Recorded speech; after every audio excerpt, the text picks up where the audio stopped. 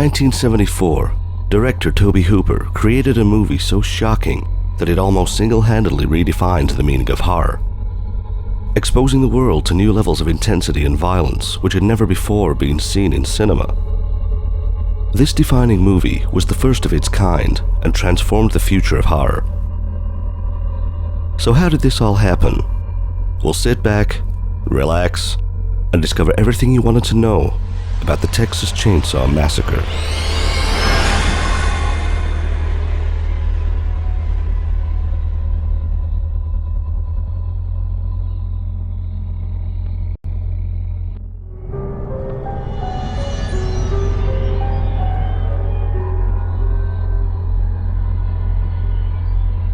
As a child, William Tobe Hooper had already taken to a love of filmmaking. Using his father's 8mm camera, his love grew into adolescence as he studied radio, television, and film at the University of Texas, Austin.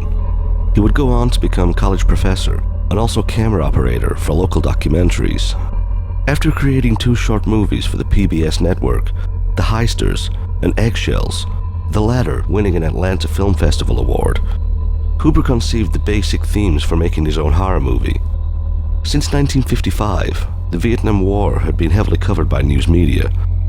Over time, the coverage had become progressively more graphic, visually exposing the real horror of warfare to the public. Hooper took note of the intensity of this imagery and used it as a benchmark for his project. He would create a horror movie that was to be grounded in reality, without folklore creatures or supernatural entities or extraterrestrial beings, but purely on the capabilities of humanity. Inspiration from the story came from 2 separate incidents. Most famously, the butcher of Plainfield, Ed Gein, a Wisconsin man who earned great infamy by accessorizing parts of the human body. He exhumed corpses from local graveyards and created clothing, cutlery, upholstery, and many other creations from the cadavers. As a child, Gein had a sheltered upbringing, fathered by an abusive alcoholic and an overbearing mother. He developed a warped sense of reality that would see a murderer mutilate with a terrifying innocence.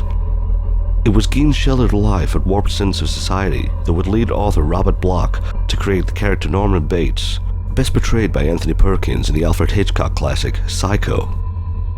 Among the inventory found in Gein's home was a suit assembled from the cuttings of female flesh. This discovery would also spur author Thomas Harris to create the character Buffalo Bill from the critically acclaimed Silence of the Lambs. The second inspiration was of the Houston mass murderer, 17-year-old Elmer Wayne Henley, a local Texan and serial killer. He abducted or reported 28 teenage boys, which he tortured and raped before killing. Henley's reign ran from 1970 to 1973 and was major news in Texas. At the time, it was reported as the deadliest case of serial murders in American history.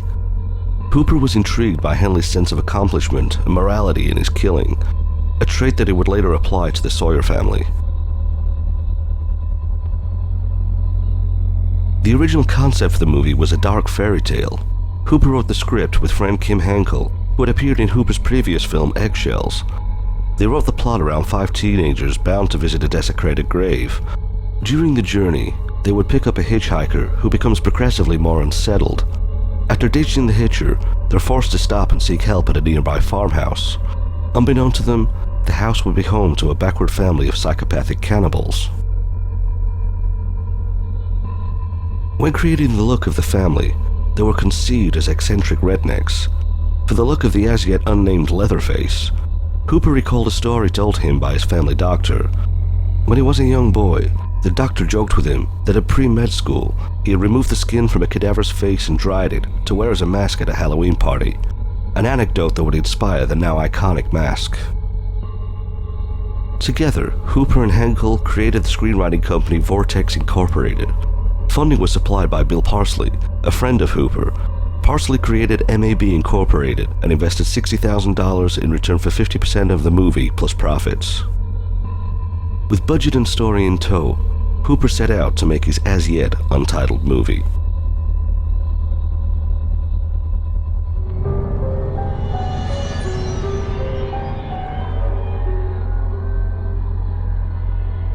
The cast was assembled from local TV actors.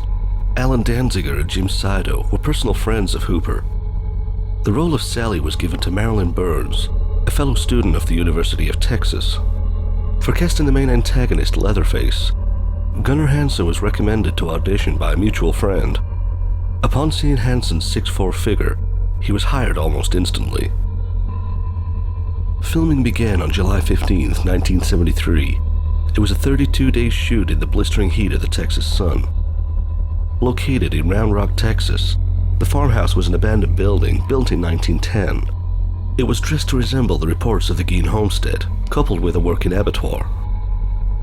Art director Robert Burns decorated the house with a mixture of animal carcasses and real human remains, as these were the cheapest to obtain. After acquiring the remains of several animals from a local abattoir, Hooper gave a brief outline of the props that would be required. Burns would also pick it from local farms to remove cattle remains, as it would typically cost the farmers a report of $5 per cadaver.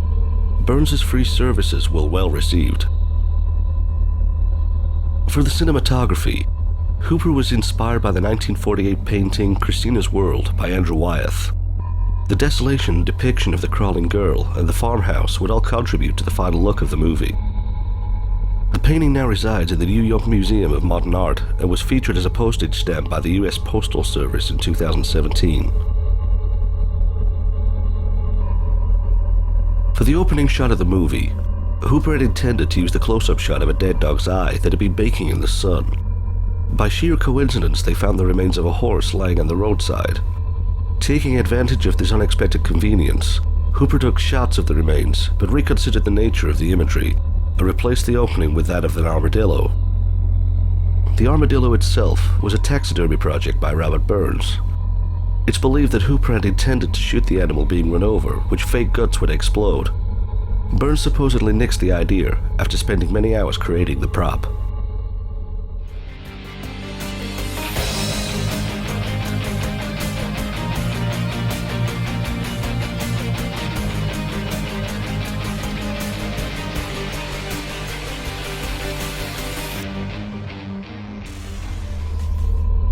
The introduction of the chainsaw was conceived by Hooper as he waited in line at a hardware store. Seeing the chainsaws on display, he joked to himself about literally cutting down the line. It was this scenario that led to the inclusion of the chainsaw.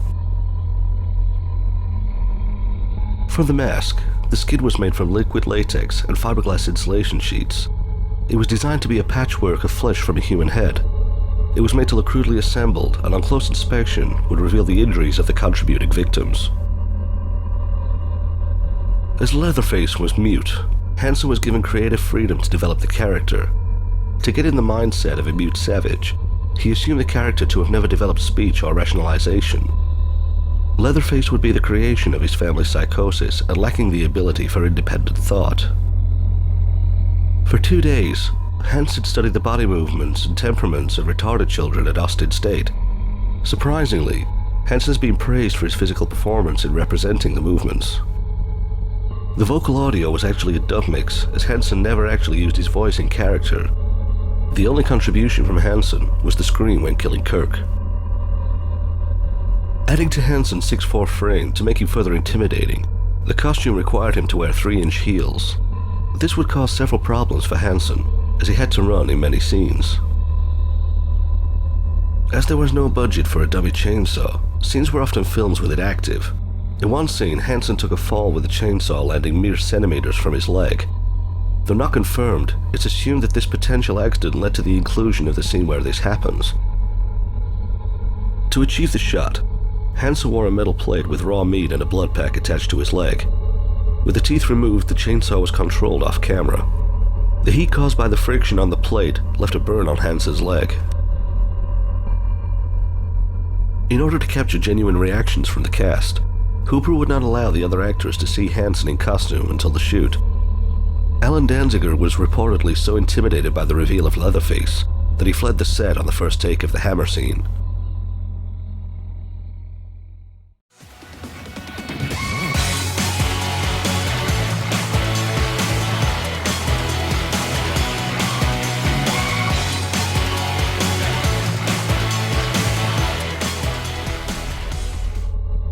For the scene where Pam is lifted onto the butcher's hook, The actress was rigged using thin wire with nothing more than a wad of sanitary towels to protect her. The hook would thread through a small hoop rigged to Terry McMinn's back, to which her crotch would take the full weight. The pressure of the wire was so intense on the actress that acting wasn't necessary to convey the pain. The filming of the dinner scene was the most grueling day of the shoot. It was the final day available for actor Jim Sido, and also for John Dugan. They were limited to 3 prosthetics for the grandpa makeup, and forced the scene to be shot in a single day. A day that would last 27 hours. At the peak of the Texan summer, and coupled with the studio lighting and black tarp over the windows, temperatures reached a reported 120 degrees on set. To make the shoot worse, the meat and animal parts had begun to fester, causing a deathly sick odor so bad it caused several cast and crew members to flee the set and vomit, including Gunnar Hansen. In a vain attempt to mask the smell, makeup artist Dorothy Pearl injected several prop pieces with formaldehyde in hopes of embalming them. One of the pieces was so rotten that the needle passed straight through and into Pearl's leg. As tempers flared, Jim Sido claimed that Marilyn Burns was so eager to finish the scene that she insisted he actually hit her, to which he was unable to bestow physical harm upon the actress. Also, as Hooper was unhappy with one of the practical effects, Burns also allowed her finger to be cut to produce a convincing blood flow. In a deleted scene, Leatherface is seen applying makeup to the mask, further referencing Ed Gein. There were also several more masks to be seen, further implying that he would take on a twisted persona of each face he wore. To close the movie, Hooper wanted an open ending. In typical horror movie style, the antagonist had always been vanquished. Taking inspiration from the inconclusive ending to George Romero's Night of the Living Dead, the feature would intentionally have an unsatisfactory end. This was possibly to show that, like war, not all stories have a happy ending. The final sequence of the movie took a reported 16 hours to film. Much to the actress' disappointment, the daily recording had issues and needed to be reshot. Burns claimed in an interview that she was so thrilled to be done with the shoot that being called back for reshoots was beyond heartbreaking. In the closing shot of the movie, the screams of relief by Sally's character were genuine screams of joy by Marilyn Burns, as she knew filming was finally over.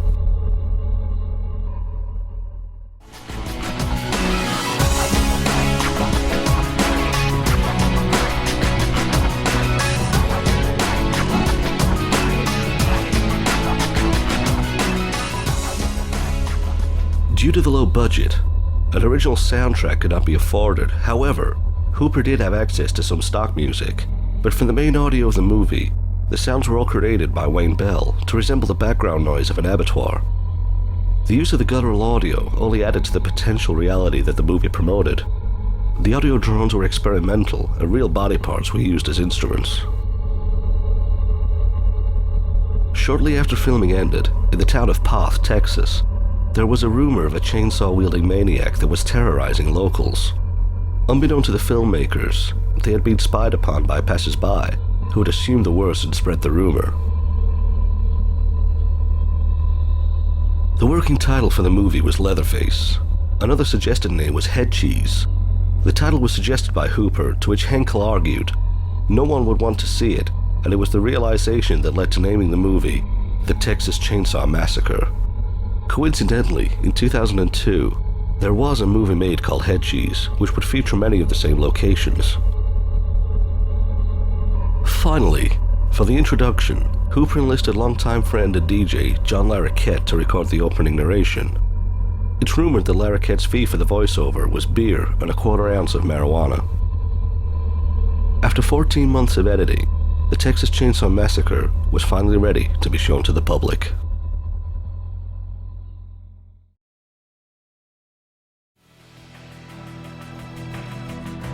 Demented Pictures is assisted by Patreon support. If you want to help the show, keep watching after the credits for contact details.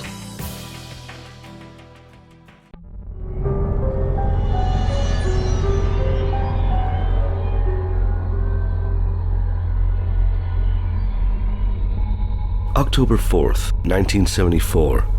A cast attended the premiere under the impression they had made a typical trash horror movie.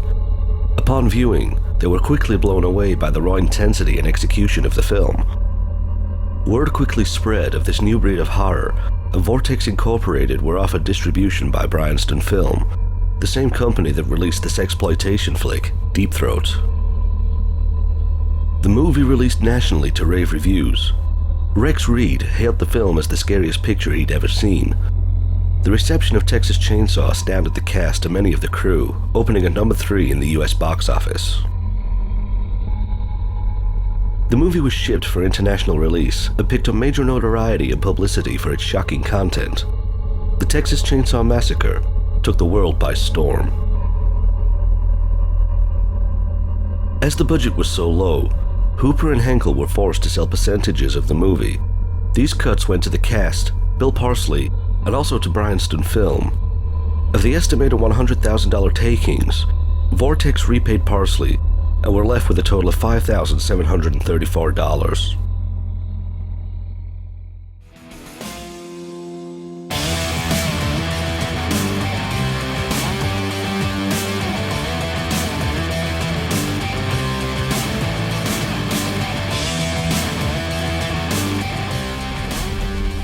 Unbeknown to Vortex, Bryanston Film was headed by mafia businessman Louis Butchie Pereno, who used Texas Chainsaw to launder the profits from Deep Throat and subsequently lied about the distribution profits.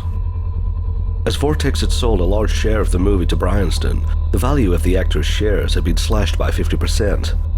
Gunnar Hansen's first paycheck was for an abysmal $47.07. In total, he earned a reported $405. Parsley, Hooper, and Hinkle took action against Bryanston. With Bryanston Film unwilling to cooperate with an audit, they tried to intimidate Vortex.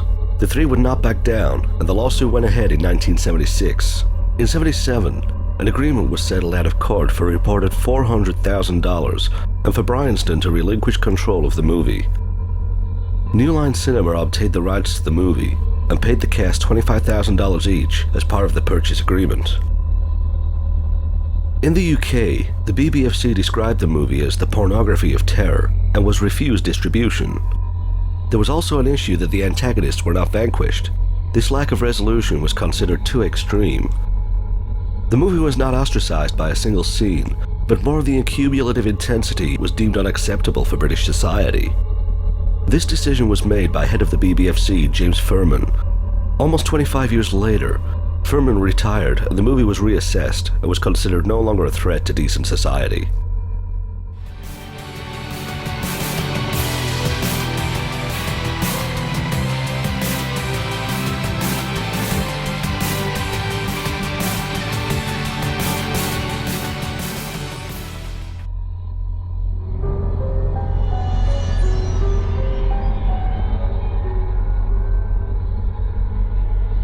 Texas Chainsaw saw several sequels.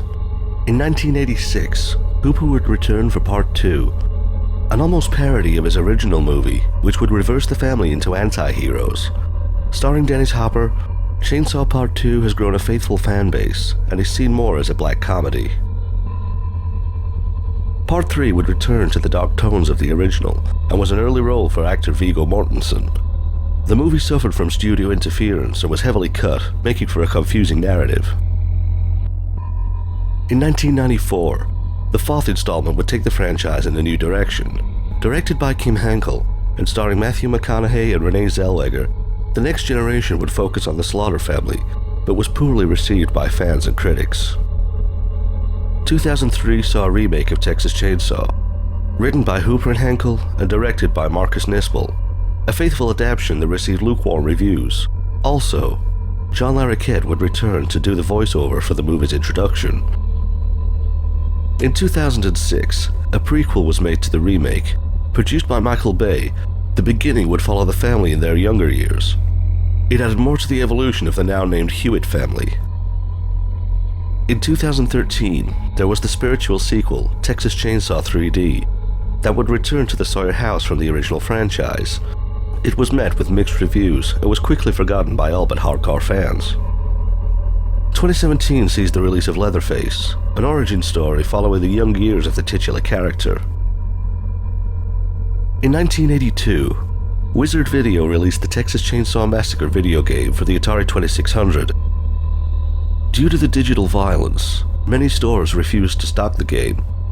As a result, the sales were poor and has since become a highly sought-after game by Atari collectors. Leatherface would return to video games in 2015 as a downloadable character in NetherRealm Studios' 2D fighter, Mortal Kombat 10. There were several spin-off comic books released in 1991. North Star Comics released Leatherface, which was loosely based on the events from Chainsaw 3, and served to correct the cuts made by the studio interference. Several movies were made trying to cash in on the success of the franchise. In 1998, William Hooper Jr., Tobe's son, wrote and directed the short movie All-American Massacre, starring Bill Moseley returning as Chop Top from Chainsaw 2. The film was set before the events of the original movie and served as an origin story. Sadly, the movie has never been officially released.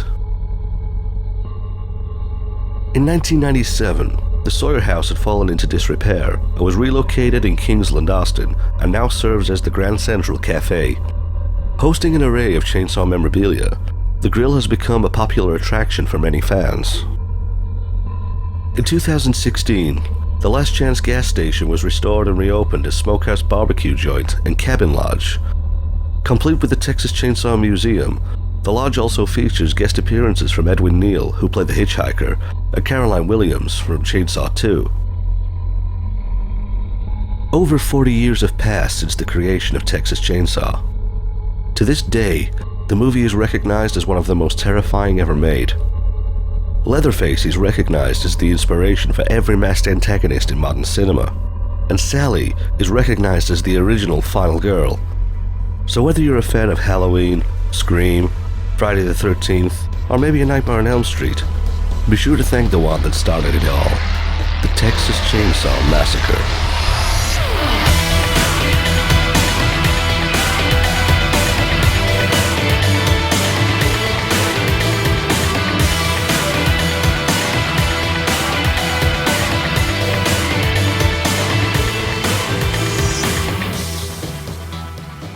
Be sure to like and share the video, and please consider subscribing for more.